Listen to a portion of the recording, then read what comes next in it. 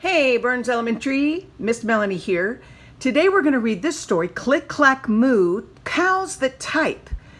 But I was thinking, you might not realize that before there were tablets and before there were computers and all those things, this is what people used to type on. This is a really old typewriter. And what they would do is they'd roll the paper in and they'd type. Do you hear that sound? Click, clack.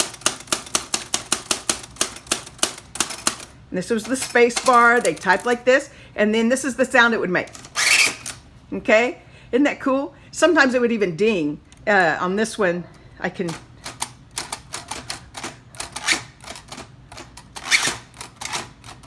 And then, hear that ding? So anyway, I wanted you to see this before we start our story.